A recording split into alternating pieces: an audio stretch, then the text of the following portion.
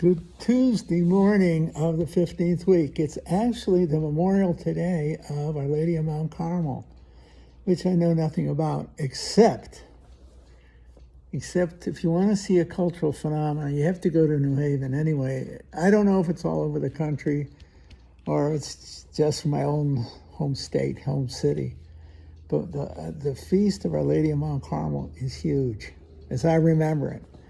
And the parishes, the Catholic parishes especially, the Italian parishes, they put on a show. All I remember is how huge the parades were and how the festa, the feast. As I remember it, it was also, what do you call it? They'd have, it was a carnival environment. And it was right, the 17th, It was a neat time, I have to say. Lady of Mount Carmel and all that went with it culturally. That's something interesting. Whatever, I'll share a thought with you, leave you alone. See, so often the faith is inextricably connected, I say that right, from the culture, and the culture is directly connected to the ethnicity of the people. Yes, I don't know if I said any of that correctly, but you don't find it somewhere else. You find it in a given area of the country with a given population, an ethnic population. And with that, it's a celebration as much as their own ethnicity, spurred on by the piety of the feast day. I hope I'm right on that. I don't know if it's still going on. I left home 60 years ago. In a sense, I've never been back. I've certainly never been back for this. And I just remember it so vividly when I was a kid in high school, how big it was. And, every city and every town or culture has a celebratory element to it. It depends on where you are, when you are, and how a given culture identifies itself and expresses that in its celebratory form, its cultural form. It's interesting. It's one of the things that happens when you move from one ethnic group or culture to another one, even in the same country. Could be in the same state, and you see a different kind of dynamism. Often it's because it's ethnic as well as it is local, meaning it isn't just that it was New Haven. It was also Italian American, and they were celebrating. See, they were celebrating their own ethnicity. You see, a la America. I think that's right, and I think it made for fun. You had to see it. I don't know if it's still going on, but it was one dickens of a party. The streets just came alive. I think here in St. Louis, Hill Day has that about it. That's the Italian section. And it is explosively exciting and fun. And as it was in New Haven, it is here. No crime allowed. No crime. You don't need any police. The whole neighborhood the whole area polices itself. It's a celebratory time in which people enjoy themselves. Here in St. Louis, it flows out of and surrounds St. Ambrose Church, arguably one of the most significant parochial entities in the diocese. St. Ambrose stands on its own. You really have to know that. It's just, and again, I recognize it, and I don't identify it with myself because I didn't grow up in that neighborhood, the Hill. I didn't. I came from New England, New York, New England. So I don't identify with going to St. Ambrose Church or going to the parochial school there, St. Ambrose School, or the neighborhood. I've been on that neighborhood many, many times, but only to shop because they've got these wonderful Italian stores. If you want sausage, anybody on the Hill will tell you which store to go to because it's all handmade. It's all made immediately in the store, and some are better than others. God, the salami on the Hill is as good. My father was very difficult to please, and he would say to me every year, "Bring home salami. Bring me a salami." It was Volpe's. It was just, he said it's the best salami I've ever eaten. See, I think anybody on the Hill would have told you the same thing. But imagine a guy from Connecticut telling you, he said, when you come home, bring home the salami. That's the truth.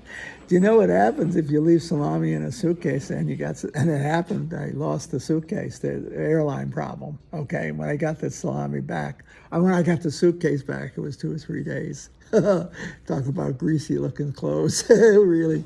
Oh, well, I think it was in the summertime, so it must have been hot as hell, whatever. And it was a mess. Anyway, those are fun stories for me. I remember. I'm a believer in culture. I believe that almost every ethnic group has its own culture and its own population in a given region. And I think that fosters identity. You know who you are, you see, because you know where you came from. See, it's not, I don't know how else to put it. It isn't political.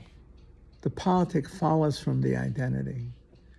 And in many instances, at least among Catholics, the parish is one of the key players in that. Ethnic parishes are powerful political entities because they unite the people. I remember when John Kennedy ran for president, he came onto the Hill. He went to the Hill.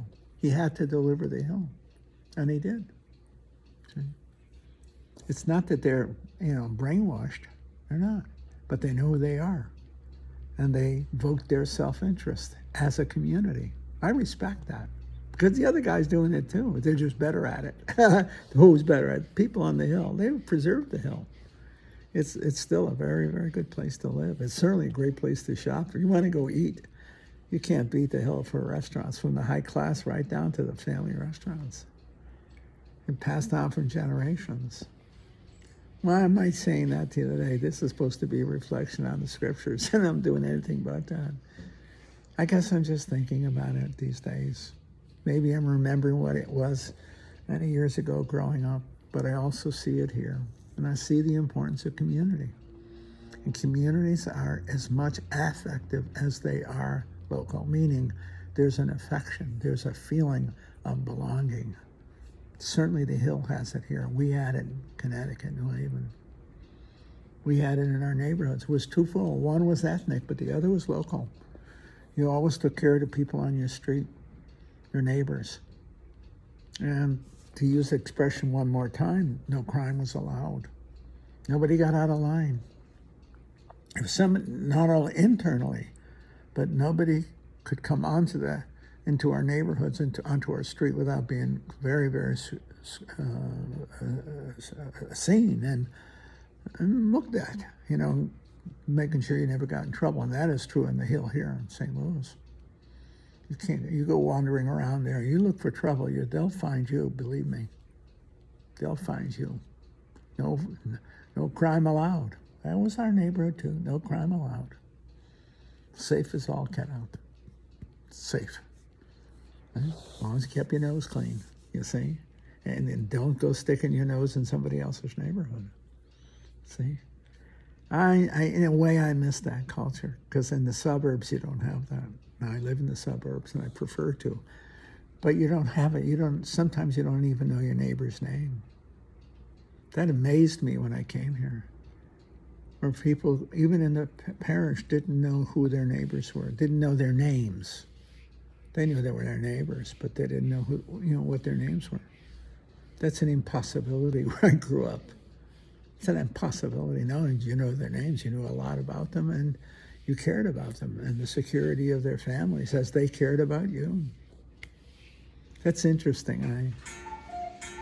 I'm just reflecting on neighborhoods today, and I guess where we came from. And I actually think that that's what a parish should be. It should be essentially a neighborhood.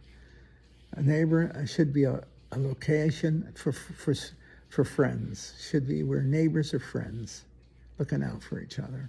Not just going to worship together, but looking out for each other. Starting with the parish priests and the community, the immediate liturgical community, but spreading out the businesses in the area, the friends, that you look out for each other. You take care of each other. I mean that. Anyway, these are just my thoughts on a Tuesday morning.